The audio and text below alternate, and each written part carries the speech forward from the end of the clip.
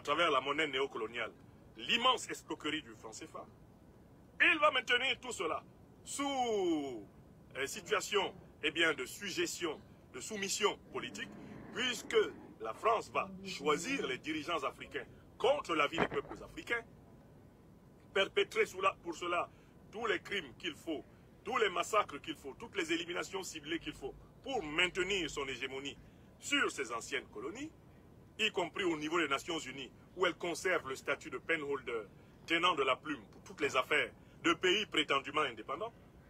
Et puis, quatrièmement, le général de Gaulle assure et visse la camisole de force en ne laissant pas émerger un mouvement culturel africain endogène qui puisse inspirer et définir les institutions africaines.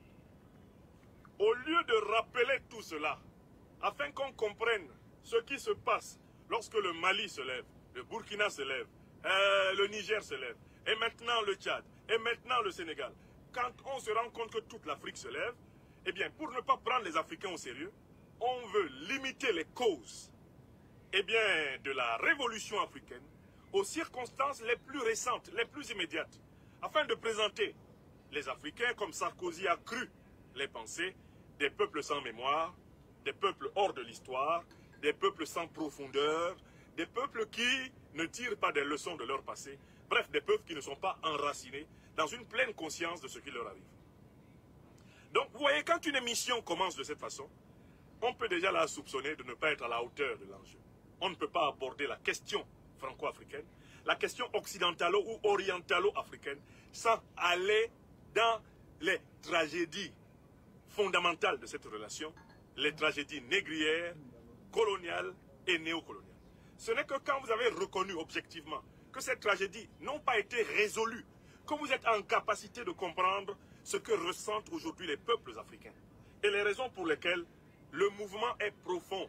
Ce n'est pas un mouvement artificiel, ce n'est pas un mouvement superficiel, c'est une révolte, c'est une révolution substantielle venue des entrailles de toutes les Africaines et de tous les Africains conscients.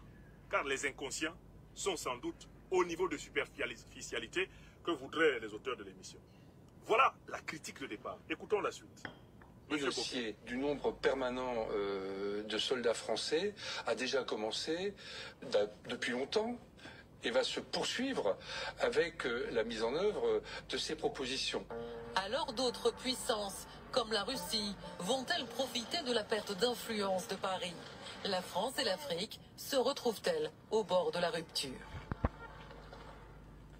Donc vous voyez, l'autre aspect de la superficialité de l'émission, c'est de limiter la question franco-africaine à la question des